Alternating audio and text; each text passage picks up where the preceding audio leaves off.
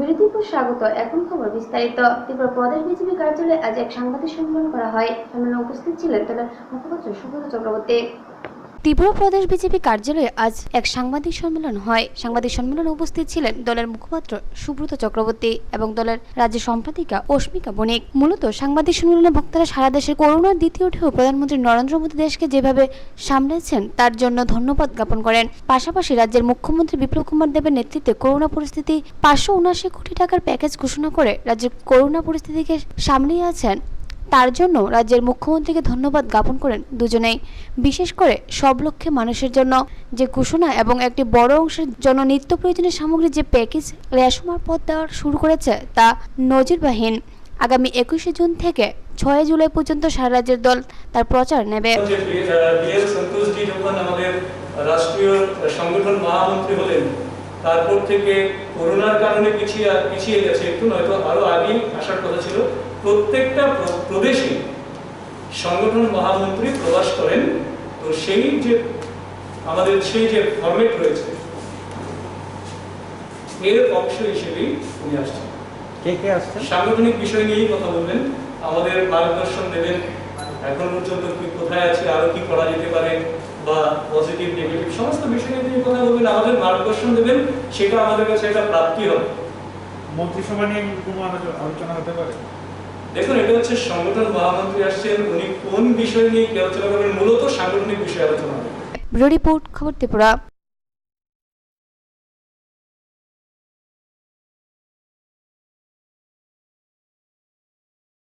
মঙ্গলবার প্রদেশ কংগ্রেস ভবনে সাংবাদিক সম্মেলন করেন রাজ্য প্রদেশ কংগ্রেস সভাপতি পীযূষকান্তি বিশ্বাস। প্রদেশ কংগ্রেস ভবনে সাংবাদিক সম্মেলন করেন রাজ্যের প্রদেশ কংগ্রেস সভাপতি পীযূষকান্তি বিশ্বাস। তিনি রাজ্যের আইনের শাসন ভেঙে পড়েছে বলে অভিযোগ করেন। পাশাপাশি তিনি রাজ্যকে নেশার আক্রান্ত যুব সমাজ বলে আখ্যা দেন। প্রদেশ সভাপতি বলেন, রাজ্যের সর্বত্র গাঁজা চাষ চলছে বিনা বাধায়। অবাধে ড্রাগস রাজ্য দিয়ে পাচার হচ্ছে। কোনো প্রভাবশালী দ্বারা প্রভাবিত হচ্ছে এমন অভিযোগও করেন সভাপতি। তিনি অবিলম্বে সরকারকে এ ব্যাপারে আরও কঠোর হয়ে রাজ্যে ধ্বংস হয়ে যাওয়ার যুব সমাজকে সঠিক পথে আনতে কঠোর ভূমিকা নিতে আহ্বান করেন।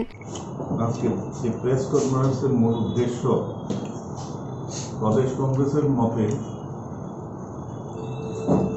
রাজ্যের আইন শৃঙ্খলা চরম অবনতি হয়েছে। কোথাও আইনের অনুশাসন নেই। কিছুদিন আগে সরকারের এক ক্যাবিনেট মিনিস্টার এনসি দেববর্মা সাংবাদিক সম্মেলন করে বলেছিলেন এই রাজ্যের আইন শৃঙ্খলা সম্পূর্ণভাবে ভেঙে পড়েছে। একজন ক্যাবিনেট মিনিস্টার হিসেবে উনিও আজকে নিরাপত্তাহীনতায় ভুগছেন। সারা রাজ্যে আজকে নেশার কি বলবো, এটা সাগরে পরিণত হয়েছে। সারা ত্রিপুরা রাজ্য নেশার দুর্বৃত্ত যারা কারবারি তারা অবাধে নেশার বাণিজ্য চালিয়ে যাচ্ছে, যার ফলে সামনের দিনে ত্রিপুরা রাজ্যের যুব সমাজের পক্ষে একটা ভয়ঙ্কর, যুব শক্তিকে ধ্বংস করার পথে এগোচ্ছে। সরকার নীরব, লোক দেখানো কিছু ঘটনা ছাড়া প্রকাশ্য প্রশাসন, পুলিশ সবার সহযোগিতা রাজ্যের নেশার বাণিজ্য চলছে এবং এর সঙ্গে জড়িত প্রভাবশালীরা যারা ত্রিপুরা রাজ্যে এখন তারা মদতে এবং প্রত্যক্ষভাবে পরোক্ষভাবে এই নেশা বাণিজ্যের সঙ্গে জড়িত, যার ফলে পুলিশও সেখানে কিছু করছে না। মাঝে মধ্যে পুলিশও সেই ফায়দা লুটছে, সেটার সঙ্গে সঙ্গী হচ্ছে। একদিকে গাঁজার চাষ প্রকাশ্য সারা ত্রিপুরা রাজ্যে পুলিশের জ্ঞানে মতো এবং প্রশাসনের নলেজে রেখে সারা ত্রিপুরা রাজ্যে গাঁজার চাষ চলছে। একদিকে এই অবস্থা, আরেকদিকে সারা ত্রিপুরার রাস্তাঘাটে মদের লাইসেন্স দিয়ে ত্রিপুরা রাজ্যের যুবকদেরকে নেশা আসক্ত করার আরেকটা অপকৌশল। এগুলি আমরা প্রতিবাদ জানাচ্ছি। আর হাজার হাজার লক্ষ লক্ষ নেশার ট্যাবলেট প্রতিদিন কিছু না কিছু জায়গাতে ধরা পড়ছে এবং সেগুলি দেখা যাচ্ছে। আমাদের বক্তব্য না, যারা সারাদিন সংবাদ সংগ্রহ করে তাদেরও বক্তব্য এগুলি লোক দেখানো, এবং সেগুলি ধরা পড়ার পরও যখন কোনো প্রভাবশালী ব্যক্তি সেখানে যোগ থাকে সেটাকেও পুলিশ ধামা দেওয়ার চেষ্টা করছে। সুতরাং একটা ভয়ঙ্কর পরিস্থিতি। রিপোর্ট, খবর ত্রিপুরা। মঙ্গলবার 6 আগরতলা ওবিসি মোর্চার উদ্যোগে আগরতলা জিবি হাসপাতালে এক রক্তদান শিবিরের আয়োজন করা হয়। শিবিরে উপস্থিত ছিলেন সাংসদ প্রতিভা ভৌমিক। 6 আগরতলা ওবিসি মোর্চার উদ্যোগে আগরতলা জিবি হাসপাতালে এই রক্তদান শিবির হয়। রক্তদান শিবিরে 6 আগরতলা এলাকার যুবক যুবতীরা রক্তদান করেন। রক্তদান অনুষ্ঠানে উপস্থিত ছিলেন সাংসদ প্রতিভা ভৌমিক। তিনি বলেন, কিছুদিন পূর্বে রাজধানীর সবকটি হসপিটালে আমরা রক্তদান শিবির করেছি। সপ্তাহব্যাপী রক্তদান শিবির আয়োজন করা হবে। রক্তদান মহৎদান বলেন তিনি। এই মহতি কাজে সকলে অংশগ্রহণ কামনা করেন তিনি। 6 আগরতলা ওবিসি মোর্চা আজকে আমরা একটা আগেও আপনারা দেখেছেন প্রত্যেক রবিবারে করে আমরা ব্লাড ডোনেশন করেছি 4টা হসপিটালে, IgM hospital, GB hospital, TMC এবং উদয়পুরের জেলা হসপিটালে। তো মাঝে আমরা বন্ধ রেখেছি এবং আমাদের সরকারের মোদি 2 গভর্নমেন্টের 7 বছর পূর্তি এবং মোদি 2 গভর্নমেন্টের 2 বছরের পূর্তি উপলক্ষে আমাদের স্টেটের বিভিন্ন জায়গায় বিভিন্ন মোর্চা শাখা সংগঠনগুলি ব্লাড ডোনেশন ক্যাম্প করেছে। তো আজকে থেকে আমরা এই মাস থেকে শুরু করেছি যে প্রতি মঙ্গলবারে আমরা প্রত্যেক সপ্তাহে 10 জন করে মিনিমাম আমরা জিবি হসপিটালে ব্লাড ডোনেশন করব এবং প্রতিটা মণ্ডল থেকে যারা, এবং আমরা ক্লাবের সঙ্গেও কথা বলেছি, আমি ক্লাবের কর্মকর্তারাও সেটাতে খুব সাড়া দিয়েছেন।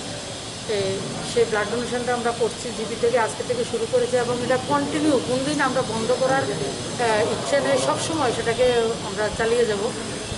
এর বাইরে আরেকটা বিষয় রয়েছে, অনেকের একটা ধারণা রয়েছে যে ব্লাড ডোনেশন করতে গেলে যেহেতু কোভিড চলছে, কোভিড ভ্যাকসিন নিয়ে গেলে 3 মাস পর্যন্ত ব্লাড দেওয়া যায় না। আমি ডাক্তারবাবুদের সঙ্গে এখনও কথা বলেছি, আপনাদের সঙ্গে আপনারা দেখেছেন যে যারা কোভিড ভ্যাকসিন নিয়েছেন ওনারা 14 দিন 2 উইকস 2 সপ্তাহ পরে ওনারা ব্লাড দিতে পারবেন, এবং যাদের কোভিড পজিটিভ হয়েছে ওনারা 3 মাস পরে, ভালো হয়ে গেলে 3 মাস পরে ওনারা আবার ব্লাড দিতে পারবেন। তো সবাইকে আমি অনুরোধ করব, জিবি হসপিটালে আমরা এটা শুরু করেছি, তো আপনারা সবাই মিলে সেটাকে সফল করবেন। আর রক্তদান মহৎদান, এবং যেটা কার শরীরে আমাদের রক্তটা যায় আমরা জানি না, কিন্তু তারপরও আমরা সেটা নিজেরা উৎসাহিত হয়ে দিতে আসি, সেটাই আমাদের মানবতা। তো আমরা কাউকে রক্ত অভাবে যাতে মৃত্যু না হয় সেটা আমরা সুনিশ্চিত করব। ব্যুরো রিপোর্ট, খবর ত্রিপুরা। কাজ হারিয়ে চুড়াইবাড়ি খাদ্য গুদামের কর্মীরা মঙ্গলবার 2 দিন ধরে কর্মবিরতি আন্দোলন পালন করছে। কাজ হারিয়ে চুড়াইবাড়ি খাদ্য গুদামের কর্মীরা কর্মবিরতি আন্দোলন পালন করছে।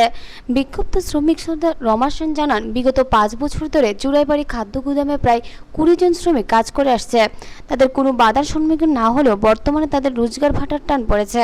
তিনি জানান, চলতি মাসের গত মে মাসে রাজ্যে খাদ্য দপ্তর থেকে এক বিজ্ঞপ্তি জারি করা হয় যে চুড়াইবাড়ি খাদ্য গুদাম থেকে বগাবাসা, দামছড়া, খেতাছড়া এবং পানিসাগর যে চাল সরবরাহ করা হতো তা চুড়াইবাড়ি থেকে আর সরবরাহ করা হবে না, অর্থাৎ সেগুলি ধর্মনগর খাদ্য গুদাম থেকে সরবরাহ করার নির্দেশ জারি করা হয়। তাতে চুড়াইবাড়ি প্রায় 20 জন শ্রমিক কার্যহীন পড়েন।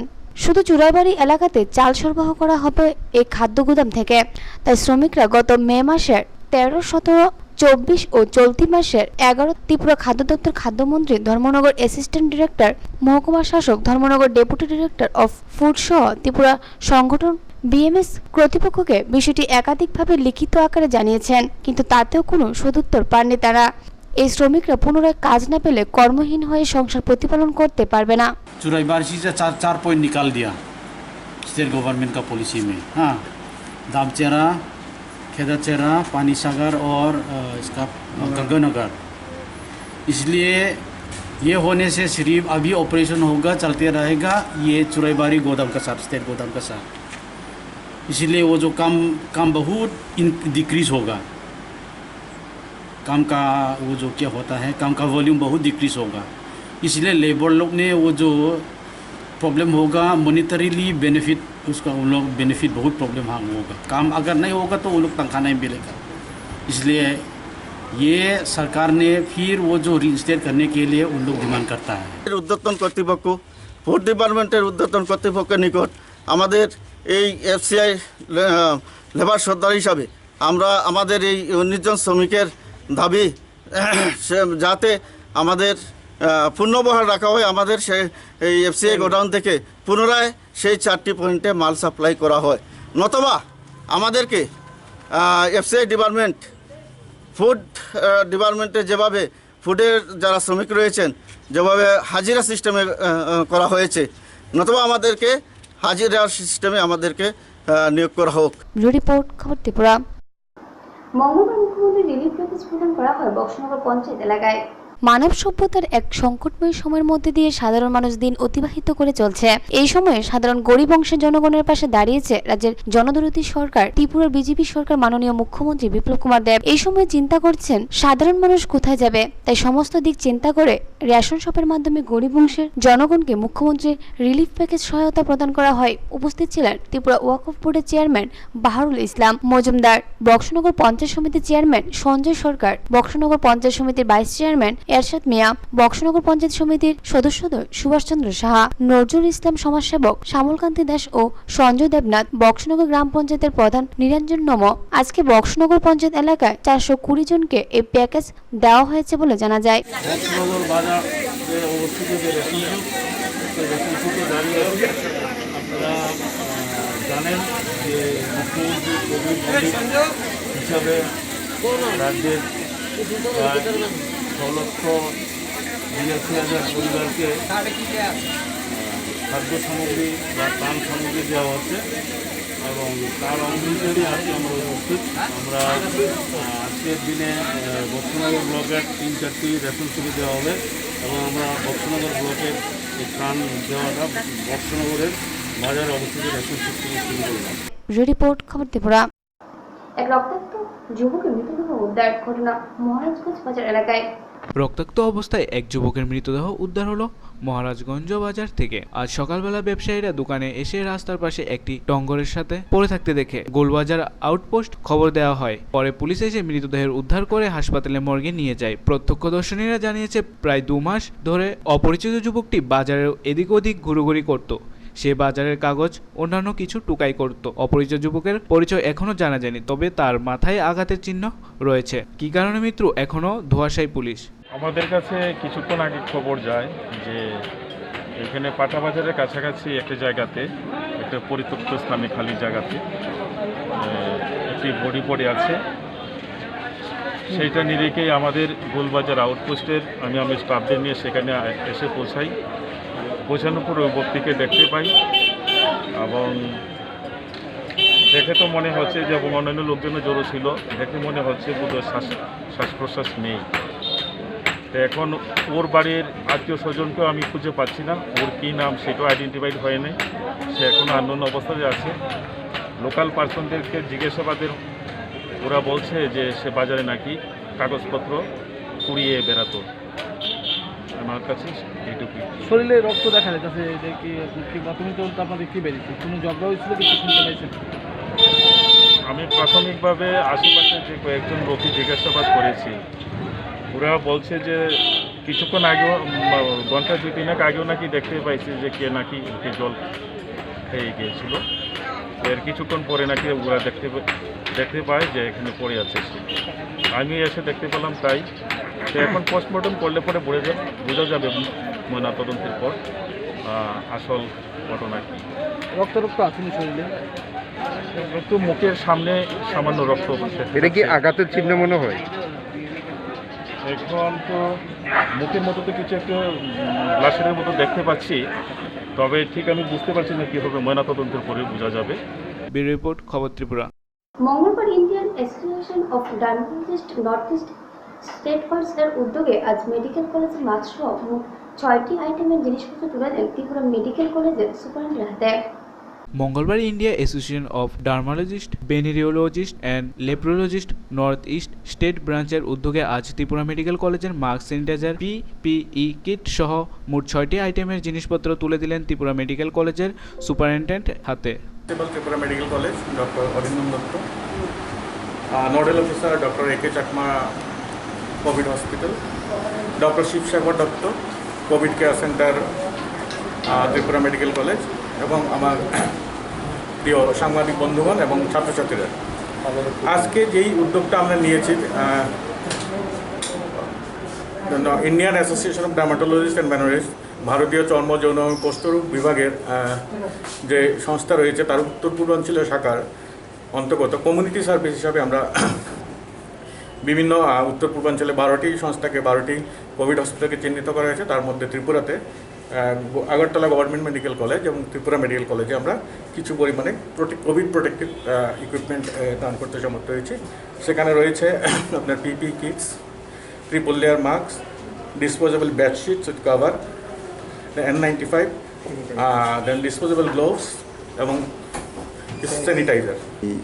Indian dermatological society north eastern জোনের যে প্রতিনিধিরা আজকে আমাদের কলেজের জন্য protective gears for COVID, PP kit, তারপর স্যানিটাইজার, গ্লাভস, মাস্ক, যা যা দরকার হয় এগুলি কিছুটা দান করছেন।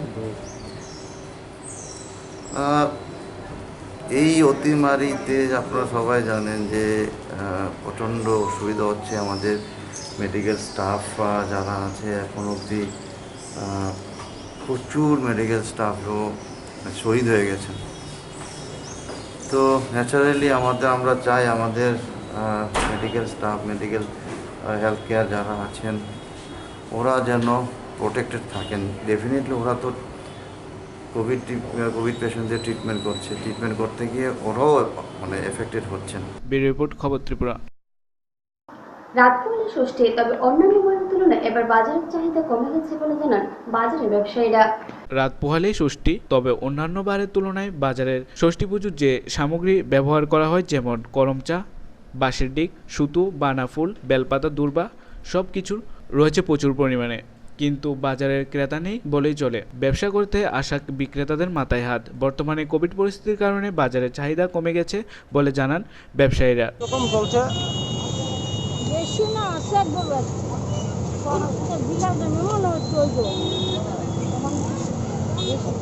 অন্যান্য বারের তুলনায় এবার কিরকম কি কারণে কম? কম তো মানে মানুষ তো আসা যাওয়া কম। আগে তো মানুষ প্রচুর থাকতো, এখন তো মানুষ কম, অনেক কম। বেচা বিক্রি কিরকম চলছে? বেশি ভালো না। কি নিয়ে বইছেন? ওই তো গরম চালাইছি, বাঁশের দিক, হলুদের দিক, বানামুদা, দুব্বা, আশীর্বাদ। কি কারণে বিক্রিটা কম? হ্যাঁ, বিক্রিটা কি কারণে কম? এটা বানা না লোকজন এত কম করে বন্ধ তো লকডাউনের লেগে। অন্যবার কিরকম হয়েছে? ভালো, এবার কম। বেশি ভালো হয়েছে না, লকডাউনে বেশি ভালো হয়েছে না। কি কারণ মানে লোক কি আয় না? আয়ে কম ফসল পাই আর কি। কি নিয়ে বইছেন? তো গরম চা, বানা, বাস করুন। দাম কিরকম? 20 টাকা, কোনোটা 10 টাকা, কোনোটা 5 টাকা।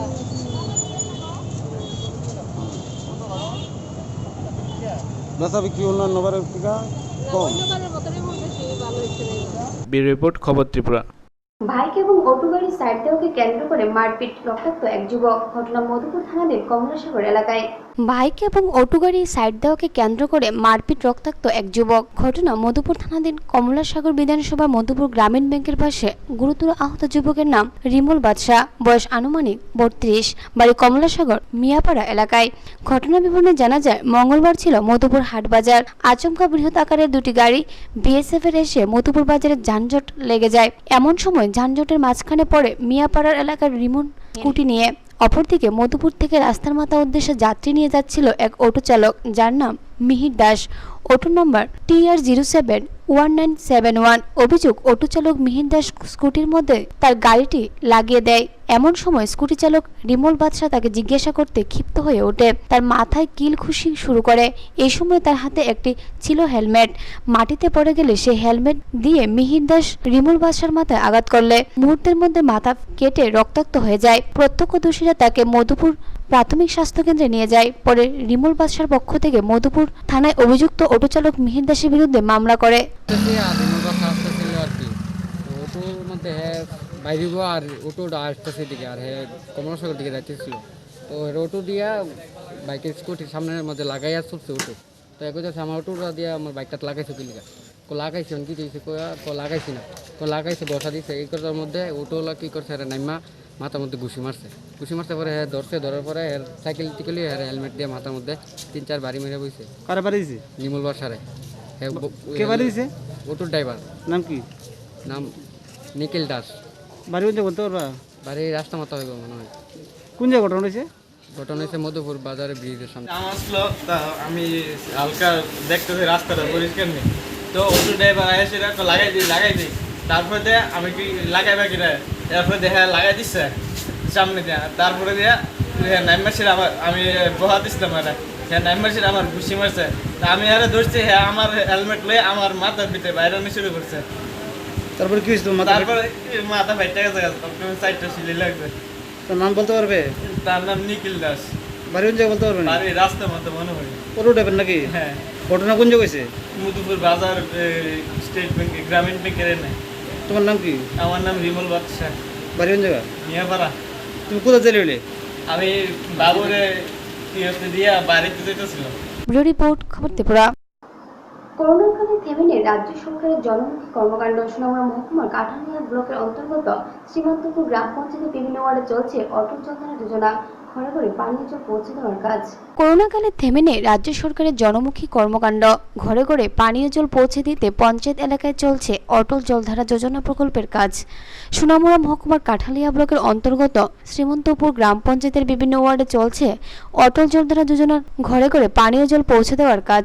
সরকারের এই জনমুখী প্রকল্পকে মানুষের কাছে পৌঁছে দিতে সর্বদাই সরকারের সঙ্গে সমভাবাপন্ন হয়ে কাজ করে চলছে শাসক দলের নেতৃত্বরা। আজ 22 সোনামুড়া বিধানসভা এলাকায় 43 নং বুথের বুথ সভাপতি বিষ্ণুপদ দাস জনপ্রতিনিধিদের নিয়ে এলাকায় অটল জলধারা প্রকল্পে যে বাড়ি বাড়ি পানীয় জলের লাইন দেওয়া হয়েছে তার কাজের অগ্রগতি খতিয়ে দেখলেন। পাশাপাশি তিনি বলেন 2022 সালের মধ্যে রাজ্যের মুখ্যমন্ত্রী বিপ্লব কুমার দেব ঘরে ঘরে পানীয় জল পৌঁছে দেওয়ার যে লক্ষ্যমাত্রা হাতে নিয়েছেন সেই কাজ সম্পূর্ণ বাস্তবায়ন করতে সর্বদাই তার দলের কার্যকর্তা সচেষ্ট থাকবেন। সোনামুড়া মন্ডল 43 নম্বর বুথে আজকে প্রধানমন্ত্রী অটল জলধারা যোজনার কাজ চলছে। শ্রীমন্তপুর পঞ্চায়েত এরিয়া পড়ছে এই ওয়ার্ডটা 3 নম্বর ওয়ার্ড। তো এখানে 22 ফ্যামিলি আছে শ্রীমন্তপুর ওয়ার্ডে। 22 ফ্যামিলির মধ্যে আমরা ঘরে ঘরে জল পৌঁছানোর ব্যবস্থা করছি। আজকে করোনা মহামারীর মধ্যে আমাদের সরকার কোনো কাজ থামতি না দিয়ে অতি দ্রুত মানুষের কাছে পৌঁছে দিচ্ছি। তা আমি চাই বিগত দিনে সরকার যে ঘোষণা দিয়েছে 22-এর মধ্যে যে জল পৌঁছে দেবে সেটার পরিকল্পনা মূলে ঘরে ঘরে জল পৌঁছে দিচ্ছে। আরও অনেক সুযোগ সুবিধা দিচ্ছে, যেমন 1000 টাকা করে বিপিএল ভোক্তাদের ঘরে পৌঁছে দিচ্ছি। তারপর একটা প্যাকেজ তৈরি করেছি, এই প্যাকেজও আমাদের গরিবের ঘরে পৌঁছে যাচ্ছে। তা আমরা চাই সামনের দিকে আমাদের সরকার আরও উন্নয়নমুখী কাজ নিয়ে প্রস্তুত হয়েছে আর করতে উদ্যোগ নিচ্ছে। আমরা সরকারের পাশে আছি, পাশে থাকবো। ব্যুরো রিপোর্ট, খবর ত্রিপুরা। কিছু চোরের দল এক গৃহস্থ বাড়িতে হানা দিয়ে দুটি গবাদি পশু নিয়ে যায়। ঘটনা বিশালগড় থানাধীন লেম্বুতলী এলাকায়। চোরের দল এক গৃহস্থর বাড়িতে হানা দিয়ে ঘরের দরজা ভেঙে দুটি গবাদি পশু নিয়ে গেল। ঘটনা বিশালগড় থানাধীন লেম্বুতলী এলাকায়। বাড়ি মালিকের নাম নিতাই দাস। ঘটনা বিবরণে জানা যায় সোমবার গভীর রাতে আনুমানিক 2টা নাগাদ লেম্বুতলী এলাকার নিতাই দাসের বাড়িতে চোরের দল হানা দেয়। তার একটি ঘরের দরজা ভেঙে দুটি গবাদি পশু নিয়ে চম্পট দেয়। ওই সময় বাড়ির মালিক কিছুটা আঁচ পেতে ঘর থেকে বের হয়, কিন্তু অনেক দূর এগিয়ে গিয়ে চোরের দল চোরের হাত থেকে গরুগুলি রক্ষা করতে পারেননি। তাদের অভিযোগ গরুটি মুখে দড়ি দিয়ে বেঁধে গাড়িতে করে নিয়ে যায়, কারণ না বাঁধলে চিৎকারে মানুষ এগিয়ে আসতে পারত। এদিকে অভিযোগ, নিত্যদিন কমলাসাগর মূল সড়ক দিয়ে লক্ষ লক্ষ টাকার গবাদি পশু ওই পারে পার হচ্ছে গাড়ি করে। চুরের দলের সাঙ্গপাঙ্গরা তাদের বাড়ির খোঁজ পেয়ে সেখান থেকে গরুগুলি নিয়ে চম্পট দেয় বলে অভিযোগ। তবে স্থানীয় কিছু যুবকে জড়িত রয়েছে বলে তাদের অভিযোগের তীর রয়েছে। পরে বিশালগড় থানায় লিখিতভাবে একটি অভিযোগ দায়ের করে। এদিকে নিতাই দাসের স্ত্রী কান্নায় ভেঙে পড়ে, বলেন অসহায় দিনমজুর অনেক আশা নিয়ে সেই গবাদি পশুগুলো লালন পালন করেছিল, হয়তো বিক্রি করে কিছুটা আশার আলো দেখবে। সেই আশার মধ্যে জল ঢেলে দিল চোরের দল, যার পরিপ্রেক্ষিতে কান্নায় ভেঙে পড়েন সেই দুটি গবাদি পশুর মূল্য 50,000 টাকার অধিক হবে বলে জানা। ঘটনাটা রাত্র 2টা বাজে, তো আমি বাড়িতে গিয়ে ঘরে শুয়েছি 1টা বাজে। এরপরে মনে করেন না শক্তি মানে ঘুম লাগিয়ে গেছে, এরপরে হঠাৎ করে গরু বেমানি শুনি করতে করে বেমাইতেছে পরে এরপরে আমি দরজাটা খুলছি, লাইটও জ্বালাইছি না, আমি আগে গরু দরজাটা খুললে দেখছি গায়ে বাড়ি। এরপরে আমি হেরে বাবুরও কইতেছি আমি তো গরু দিয়ে ছুড়া, এরপরে কোকো দেওয়া আছে না, এবার হের বাবুও বাইরেছে, বাইরে আমি যখন গরু বানতাম গেছি পরে এরপরে যাইয়া দেখি হে 2 গরু নাই। আমি তার বাবুর কইতেছি দেখছেন গরু 2 দিন নাই, দুনুটা কিটা কি তো হইছে। এরপরে তার বাবু রাস্তার দিকে হেঁটে গেছে, গিয়ে দেখে দড়িটা পাইছে। এরপরে রাস্তার ভিতরে যখন গরুটি নিচে মানে পাওয়ার দাগও আছে। এরপরে আইসি আইসে চারোখানটা বিচারছি, অনেকখানো গিয়া গুইরা টুইরা বিচার আইসে ভাই দিয়া। কি মনে হয় আপনার? আমার মনে হয় একজন সন্ধ্যা রাত্রিবেলা যেন গরু বিক্রি করে নিয়ে সেটা বর্ডার নিয়ে পাস করে, তার ওই মনে নিছে, নাহলে তারা ছাড়া আমার বাড়ির গরু নিব কেডা? গরু নিচে কি দরজা ভেঙে নিছে? দরজাটা ভেঙেই তো নিব, দরজাটা হে ভালো না, মানে দরজাটা খুললে সেটা হালকা করে খুললে এটা থইয়া যেমনে দরজা এমনি থইয়া তো হেরা নিছে। এলাকার নাম কি এটা? এটা লেম্বুতুলি। মালিকের নাম কি? মালিকের নাম নিতাই দাস। আপনি থানা জানাইছেন? হ্যাঁ, থানা জানাইছি। আপনার এখন কি দাবি থাকবে? আমার দাবি আমার গরু যাতে সবাই সাহায্য করে, আমার গরু যাতে ভাই মানে দিয়া দেয়। তো আমি এদের সবাইদের রিকোয়েস্ট, আমার গরু যাতে ভাই যেমনুক আয়া পড়ে। 2টার সময় আর কি রাত্রে এরপরে গরু সবজি বাইক করছে, বাইরে এরপরে এদিকে নিচে এরপরে বড় গরুটা আয়া বেমানে দিচ্ছে। পরে আমরা লগ করছি উঠতেছিরা, এরপরে সমৃদ্ধ গেছি, সমৃদ্ধ গিয়ে সেটা দেখছি এবার কোনো শব্দ রোধ নেই, এবার দড়িটা ফুল দিচ্ছে কৃষ্ণচূড়া ফুল গাছের তোলা। আর এরপরে বাইরে কোনো শব্দ লব্ধ নাই, এরপরে কুত্তা দিয়ে খেক খাইছে। এরপরে তো আমরা পিছিয়ে শিখেছি কিন্তু গিয়ে লাগ পাইছি না। মানে কটা গরু ছিল? গরু আসলো 3টা, 3ওটা নিচে, 3ওটা থেকে বড়টা নিতে পারছে না, আর বাইরে দুটা লয়ে গেছে। কিভাবে ঘর থেকে কিভাবে নিছে তারা? তারা এসেরা হয়তো দরজাটা খুলছে সেটা, তারপর তারা গরু মোর ভিতরে বাঁধছে যাতে না বেমানে দিতে পারে। তারপরে গরুটি ব্যাক করছে, ব্যাক করে নিচে নিয়ে তারপরে তারা তো গাড়ি দিয়ে তুলে লেছে। আর যেভাবে রাত্রেবেলা গাড়ি দিয়ে যা গরু, তো তারা ছাড়া আর এটি চুরি করছে, এটা তারও তো চুরি করবো। আপনি কটার সময় টের পেয়েছেন? ওই তো 2টার সময়। পরবর্তী সময় বেসন দেখছিলেন, খবর লেছিলেন গেছিরা? হ্যাঁ, পরবর্তী সময় গেছি বইয়া মাথা দিয়ে ঘুরেছি, মানে কোন রাস্তাটা গেছে কেমন গমো। রিপোর্ট খবর ত্রিপুরা।